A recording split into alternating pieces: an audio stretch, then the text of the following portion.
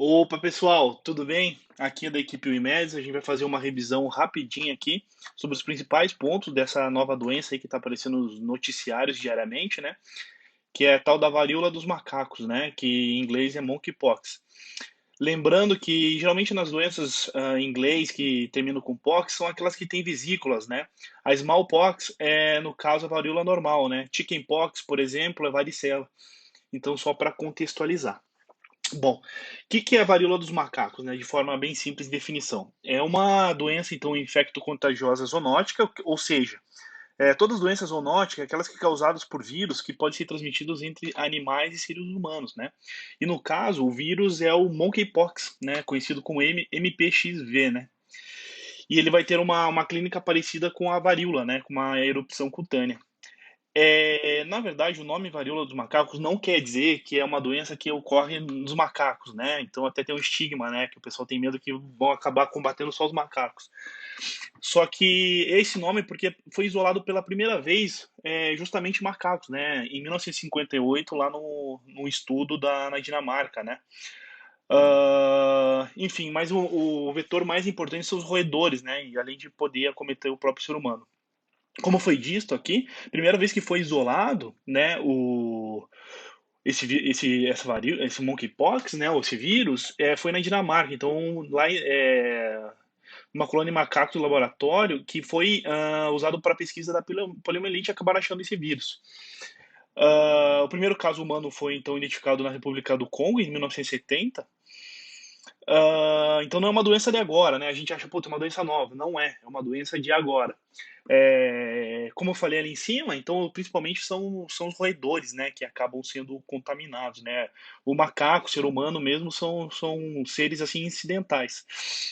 O que acontece? A vacina normal, né, contra a varíola, que era dada no mundo inteiro, até mais ou menos 1973, até as pessoas que nasceram antes disso, elas receberam essa vacina, elas são teoricamente protegidas contra a monkeypox, né, porque é muito similar. Só que no Brasil, né, em vários outros, no Brasil e mundialmente foi erradicada a varíola normal, né? Por isso que pararam de dar vacina. Só que essa monkeypox, ela é endêmica, né? E atualmente em vários países da África Central e Ocidental, né? Desde 2000 dos anos 2000 já é endêmico. Um outro surto que aconteceu um pouco antes foi em 2003, né, que nos Estados Unidos, lá, principalmente no estado de Illinois,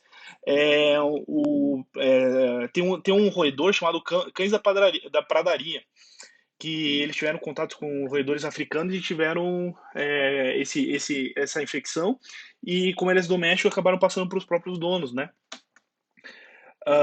E agora em 2022 tem esse surto, né? E não é uma doença nova, que ocorrendo desde 1970, eu falei 2000 ali em cima, principalmente 2000 ficou mais forte, mas desde 1970 tem no continente africano, né? Em vários países lá, Benin, Camarões, Congo, Gana, então tem vários locais, né? Em Gana aqui, observação só em animais. Então, como a gente está falando aqui, o surto global de 2022, o que acontece? Apesar de desde 1970, ganhou atenção agora em 2022, porque começou a pegar, né, os países da Europa, os Estados Unidos, né, o próprio Brasil. Então, a partir de 2022, foram identificados, né, alguns casos em maio de 2022, provavelmente no Reino Unido, né? E é interessante que ele foi colocado que foram homens homossexuais. A hipótese provavelmente é a disseminação é de contato próximo, né? Fricção entre a lesão cutânea durante o ato, né? O ato sexual. No Brasil, o primeiro caso foi confirmado então 9 de junho de 2022 e um homem que tinha viajado recentemente em Portugal e Espanha, né? Que na Europa já estava bem disseminado. Então, a etiologia, né, é causado por um vírus chamado monkeypox, MPXV, né, que é um vírus, então, duplo envelopado, DNA, e ele é do mesmo gênero da varíola, né.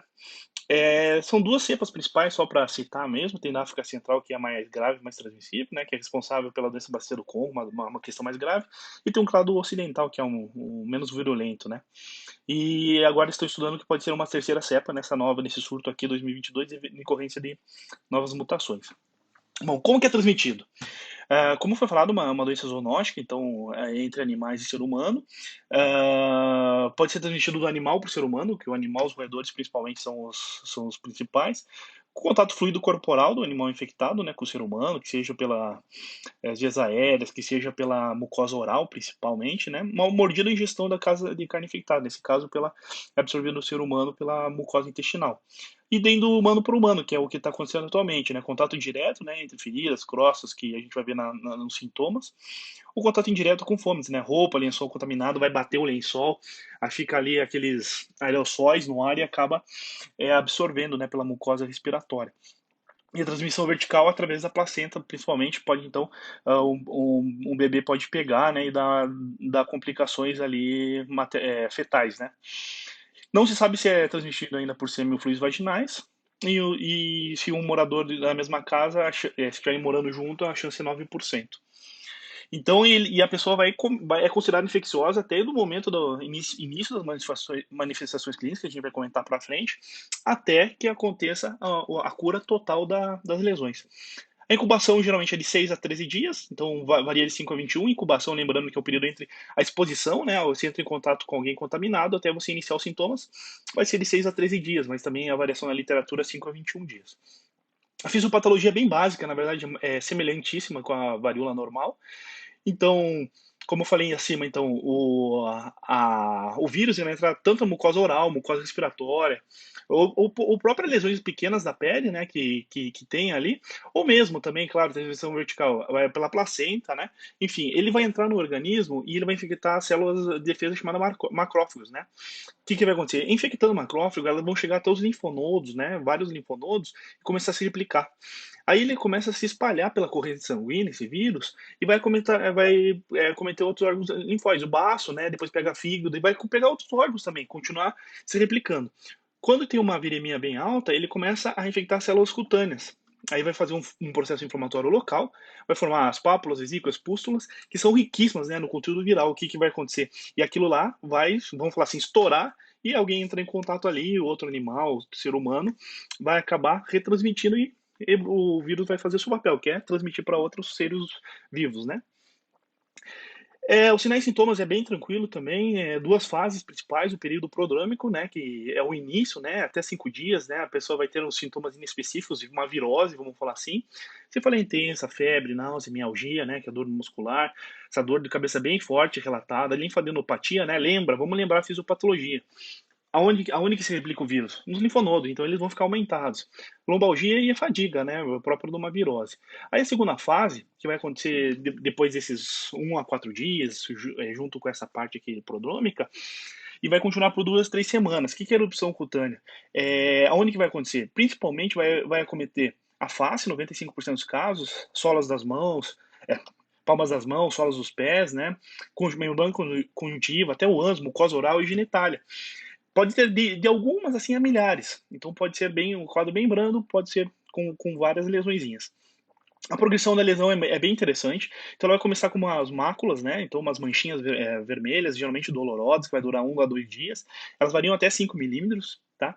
Aí essa mácula vai se transformar em uma pápula, que depois vai virar uma vesícula, tá? E essa vesícula, ela pode ter uma depressão no fundo, né? Que se chama umbilicação, né? Que ela também, a pústula pode ter. Que a umbilicação é essa bolinha aqui para dentro, tá vendo? Ela é assim, e ela tem aquela entradinha. E a erupção vai durar 1, 2 dias, daí a pápula vai durar mais 1 ou 2 dias, e essas pústulas, né, que as pústulas vai ter pus aqui dentro, 5 a 7 dias, tá? Aí o que aconteceu? Elas vão virar uma crostinha, né? Ela vai virar uma crosta aqui, no caso a parte inferior do lábio, né, na barba, tá vendo aqui as crostas, né? E essas crostas, elas vão durar mais alguns dias, né? Elas vão durar uns 2 dias, daí elas acabam caindo e soltam. Lembrando que a infecção assintomática é bem rara, tá? Então, pode ter assintomático, tem, mas são poucos casos descritos na literatura. É uma evolução bem típica aí. Bom, o diagnóstico. O diagnóstico você tem que pensar, nesse momento agora, principalmente desse surto aí, a gente tem que pensar em um paciente com essas erupções com a epidemiologia compatível, né? O cara viajou para a Europa, ele teve contato com alguém que teve, etc, etc, né? Porque senão a gente tem que pensar nos diagnósticos diferenciais que a gente vai comentar para frente. Como que a gente vai confirmar? A gente vai confirmar pela técnica famosa PCR, né? Não confundir com o PCR normal de proteína C reativa, né? Essa daqui é fazer a cadeia do DNA para ver se realmente tem o vírus da varíola dos macacos, né? O monkeypox.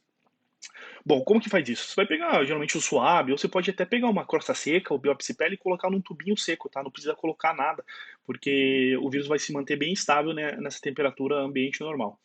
O que acontece? Geralmente não se coleta material sanguíneo, né? Puxar o exame sanguíneo para fazer o PCR, porque geralmente não funciona. Tá?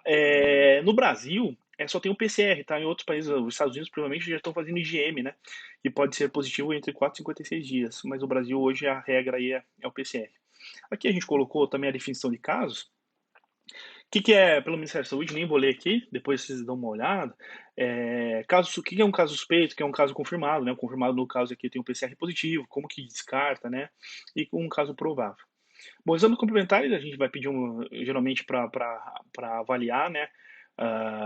Complicações, ver também se não tem algumas outras alterações associadas. Pega um exame de sangue normal, um hemograma aí, eletrólitos, né? E urina tipo 1, raio-x, isso, a análise cólica só se for necessário, tiver sintomas, né, meninges, que pode ser uma complicação encefalite no caso. Mas, geralmente, um examezinho de sangue ali e direcionado para os sintomas que o paciente apresentar. O que vai acontecer? O hemograma geralmente vai evoluir com uma leucocitose e uma trombocitopenia, tá bom? Então, vai aumentar o número de leucócitos e plaquetas vão diminuir. Típico de viral, né? De viral, aumenta mais linfócitos também. E as plaquetas tendem a diminuir. Lembra lá da dengue, né? Dengue sempre cai as plaquetas, né? Então, tem que ficar de olho nisso. TJ-TGP aumentado, né? Porque são enzimas hepáticas aí, então vai cometer o vírus, como a gente conversou ali na fisiopatologia, o vírus vai acometer o fígado. Acometendo o fígado, o que acontece? Vamos falar, vai machucar o tecido e vai liberar essas enzimas. A albumina acaba reduzindo o que é produzido ali, tá bom? Complicações. A infecção de pele secundária, principalmente, né? A pessoa ali coça a ferida, tal, pode entrar bactéria, tal. Esse é o Staphylococcus aureus, principalmente Streptococcus pyogenes.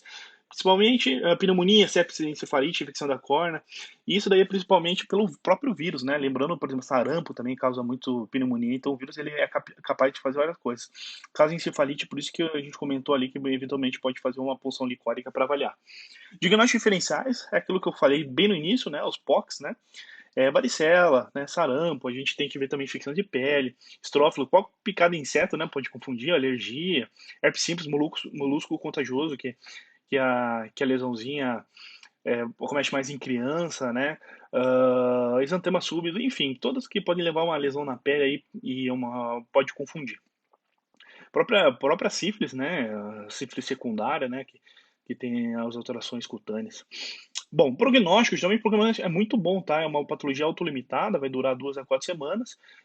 O fator de risco para doença grave vai ser principalmente as crianças, né? Estado de saúde prévio do paciente imunodeprimido, né? O paciente com já complicações prévias. Isso é uma exposição muito grande ao vírus.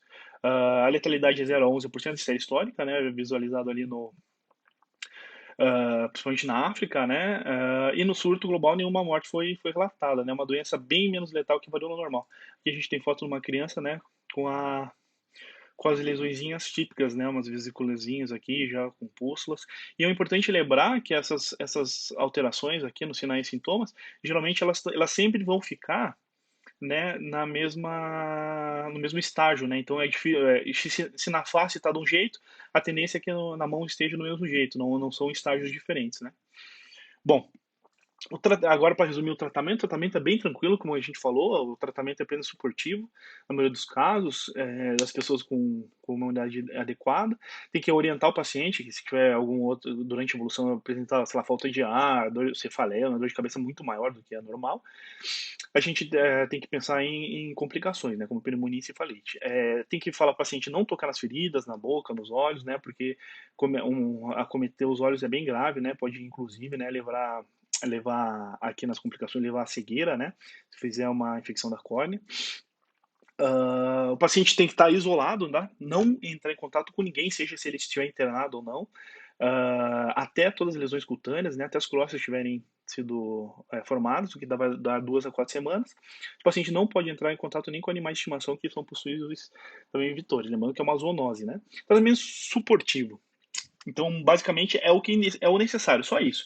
O paciente tem que se alimentar bem, tomar líquido normal, comer direitinho, manter a lesão cutânea limpa e seca, água e sabão, tá? Não precisa nem usar nenhum produto específico. Direcionar o tratamento medicamentoso para quem está sentindo dores, mialgias, dipirona, ibuprofeno, esses clássicos. Se tiver uma náusea, alguma coisa, ondansetrona, ou metoclopramida, né, no caso, bromoprida até. Coceira, né, às vezes a lesão estiver coçando, passa um antistamínico, por exemplo, uma loratadina. Se tiver infecção secundária, dependendo, você tem que pensar ali se é uma cefalexina ou uma amoxicilina, né? Depende da lesão. Mas geralmente a cefalexina vai ser suficiente. Tratamento específico no Brasil não tem, tá? No Brasil a gente não tem esse antiviral que é o tecovirimat, tá? O que acontece? Esse antiviral ele vai inibir uma proteína necessária para a replicação viral. No Brasil não tem, então no Brasil a gente não vai usar, mas nos Estados Unidos eles estão usando lá, e na Europa também, pacientes com alto risco, né, doença grave, principalmente crianças, né, menor de 8 anos, grávido, lactante, paciente imunocomprometido. Também eles relatam o uso do cidofovir e tal, e da brincidofovir, mas também parece que eles não têm tanta eficácia quanto esse daqui, o tecovirimat. E tem um uso off-label, né, se tiver como a lesão da córnea pode ser grave, usar esses antivirais aqui, né, a trifluoroidina, tá, e eventualmente a vidarabina também para nos olhos. A profilaxia pós-exposição também é feita com vacina, só que lembrando que o Brasil não tem nenhuma vacina registrada, né, na Anvisa e tal, então não pode ser usada. O que é a profilaxia pós-exposição? Você entrou em contato com alguém infectado, ah, alguém infectado já ali, com várias lesões, e se você tomar a vacina naquele momento, a chance reduz até 85%. É uma vacina MVA, tá? Que vai ser feita 2 doses subcutâneas, em intervalo de 4 semanas. Nos Estados Unidos e Canadá, ali, Europa, vai ter isso daí. No Brasil, não tem. Então, não tem o que fazer. Profilaxia para exposição também da mesma forma. Feita com a vacina, a mesma vacina, tá? A predisposição é aquele pessoal lá que trabalha em laboratório, né?